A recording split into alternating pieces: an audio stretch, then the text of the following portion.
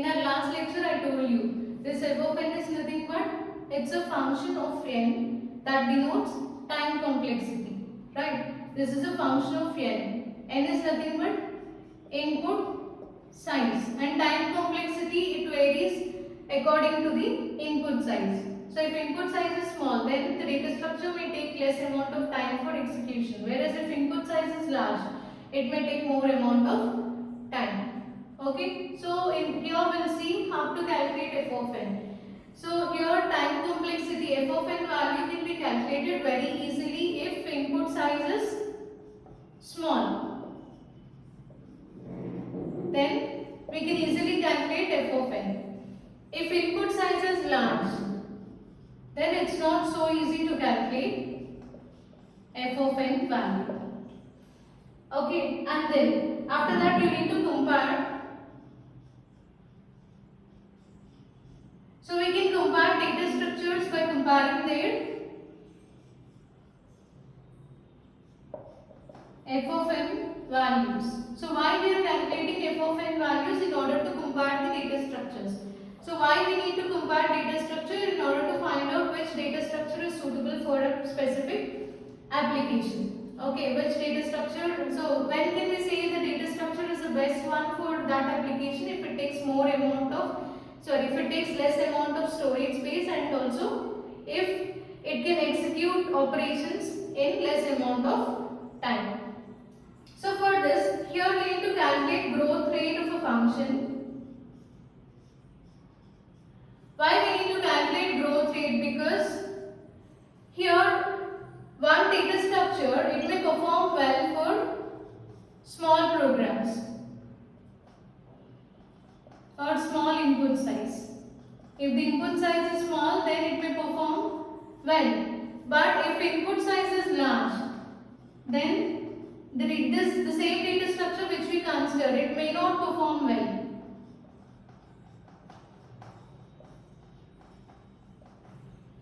Okay, so you need to calculate growth rate of f of n. That means you need to take different values of n. So for every input size, we need to find out the growth rate, how n value varies, okay, or how f of n value varies with respect to input size.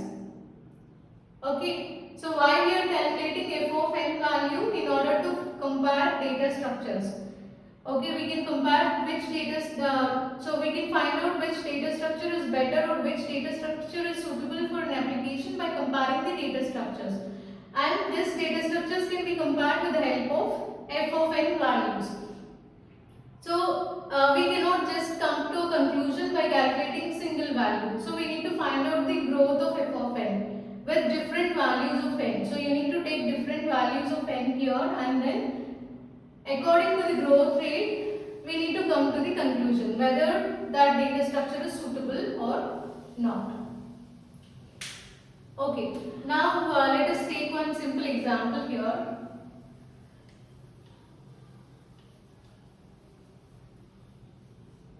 So say suppose f of n equal to 3n square plus 2n plus 6. And now calculate percentage of runtime due to 3n square. So first we are taking this first term and we are calculating running time for that. And the formula is, so take n value is 1. So that you will get 3 by 3 plus 2 plus 6. Substitute n value in all the places.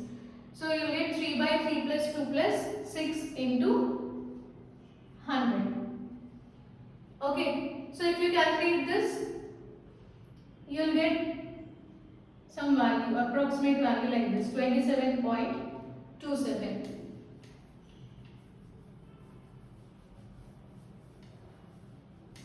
In the same way, you need to calculate for remaining terms as well. What are the remaining two terms? 2n. So find out growth rate for runtime for 2n, which is equal to 2 by 3 plus 2 plus 6 into 100.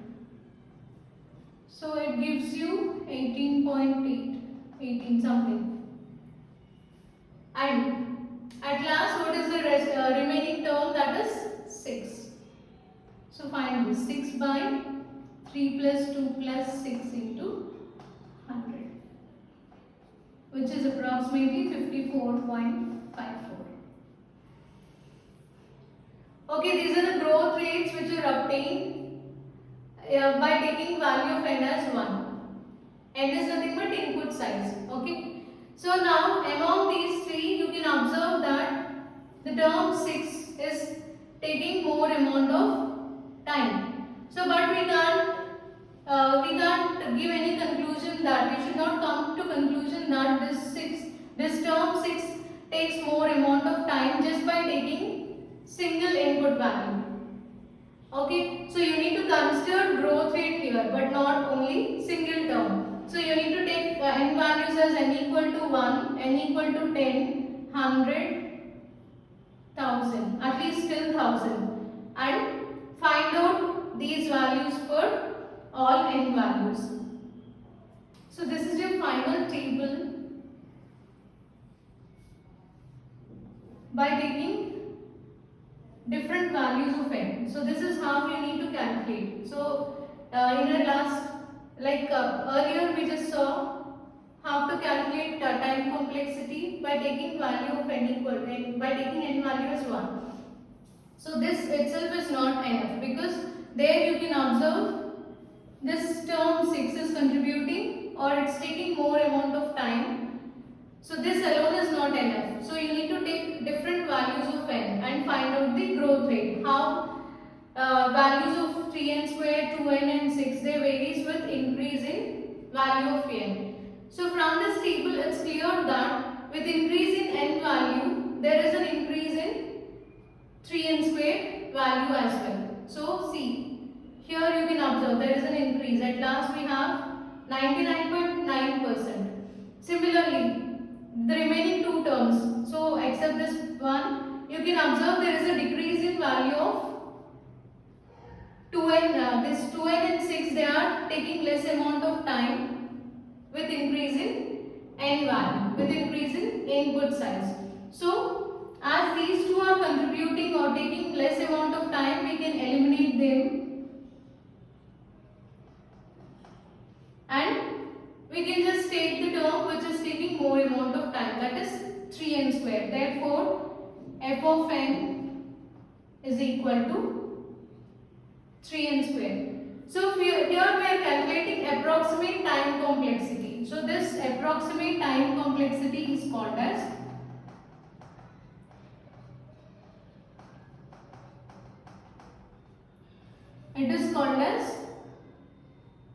asymptotic complexity.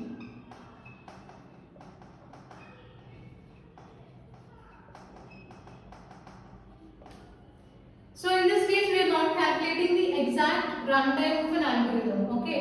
So we are just eliminating the terms which are unnecessary or which are taking less amount of time, and we are considering the term which is taking most of the time for executing, the term which is taking more amount of time for executing the algorithm.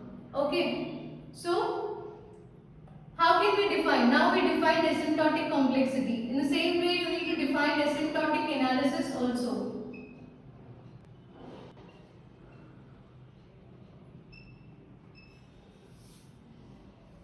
So what is meant by this asymptotic analysis? So it is used to mathematically calculate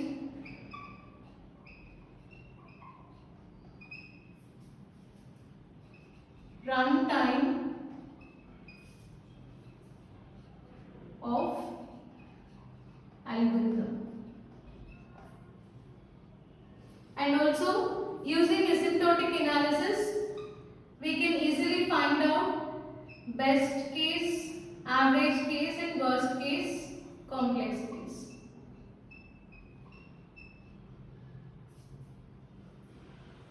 So in our next lecture we will see what is meant by best case, worst case and average case. We can see them with examples.